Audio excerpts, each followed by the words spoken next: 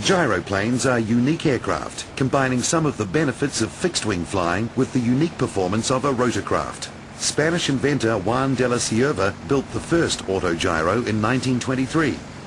Today, the high-performance RAF 2000 gyroplane fits into a class all of its own. Sport Pilot TV spoke with RAF dealer and instructor Dolphin Fritz, who pointed out some of the gyroplane's features and how the aircraft differs from helicopters. Well, first off, the difference between the RAF 2000 gyroplane and the helicopter is that the rotor blades are not powered. They're always in what's called auto rotation. You've heard of helicopters that have had problems with their engine and it quit. Well, they auto rotated down, and how they did that was they changed the pitch of the rotor blades, and the air force coming through the bottoms of the blades caused the blades to spin like a big windmill, and that of course creates lift.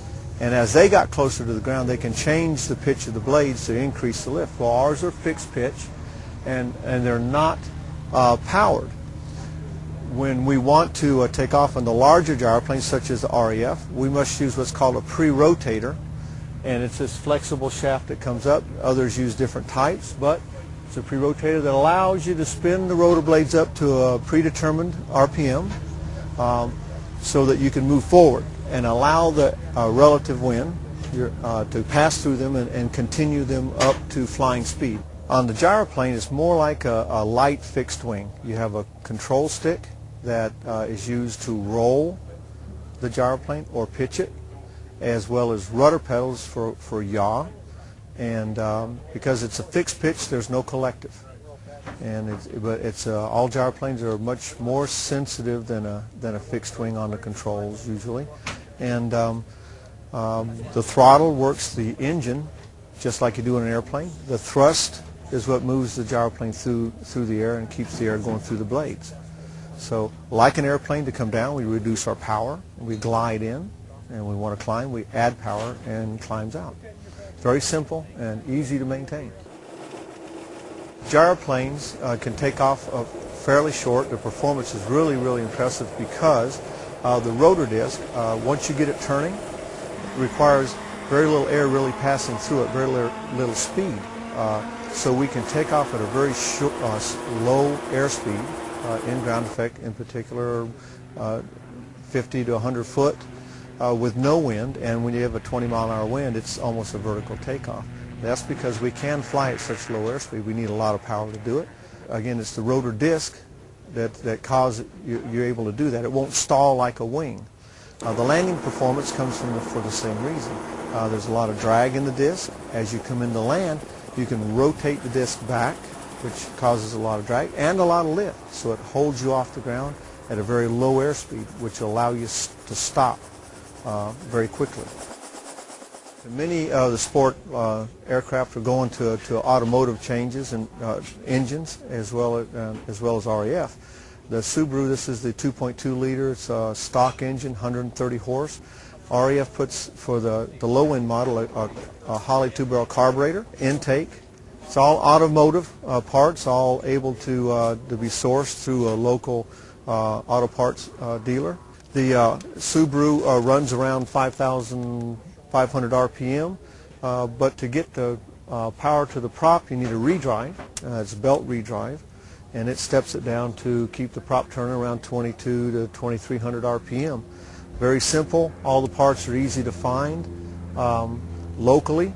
You don't have to go to any special dealer to do that. Back here we have a rudder. Because it's much like an airplane I discussed earlier, this is what we use for yaw. We have torque, also cross-controlling on a crosswind landing. Very simple. Again, to get a short takeoff on a gyroplane, you need to get your rotor blades up to speed, and we do that with a pre-rotator. It's a small clutch affair. Most gyroplanes use a mechanical drive. This is a flexible shaft. Some use hydraulics. But this is very powerful, able to spin the blades up to 200 rotor RPM, where it takes a little over 300 to actually fly. As you came up, you saw a small wing.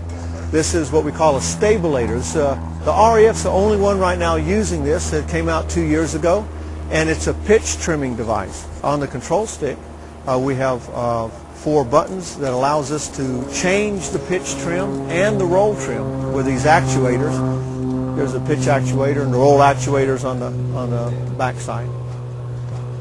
As you fly faster in the old style trim, the controls become more sensitive, and you have less feel on the controls.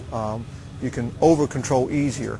With the stabilator, you have air passing over the wing, and it puts a feedback into your control stick, so that at high speeds, if you make an over control, it actually will feedback and hold the stick stronger the more you push it forward. So it is a safety, an added safety feature for using that particular type of trim. As I said, it's much like a light plane with a stick. Here's your controls for pitch and roll. Back and forth is pitch, left and right. You'll see, as we talked about the trim system is operated through the buttons on top of the stick here. You have up pitch, down pitch, trim, as well as a push to talk switch, and then there's a right roll and a left roll button. All, like I said, accessed from this control. The handle here is the clutch handle for the pre-rotator, used to spin the rotor blades up. This is the pitch indicator for your trim system, so you can see approximately what trim setting you have on your stabilator before you go out. And the lights move up and down. I can demonstrate that for you. You can see that's the position for going about 80 or 90 miles an hour. And you want to go slower.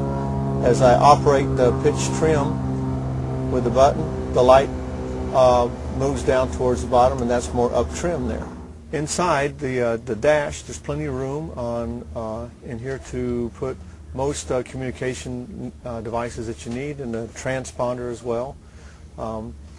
As is most experimental aircraft, you can put whatever you want in here. I've seen COM GPS units installed as well.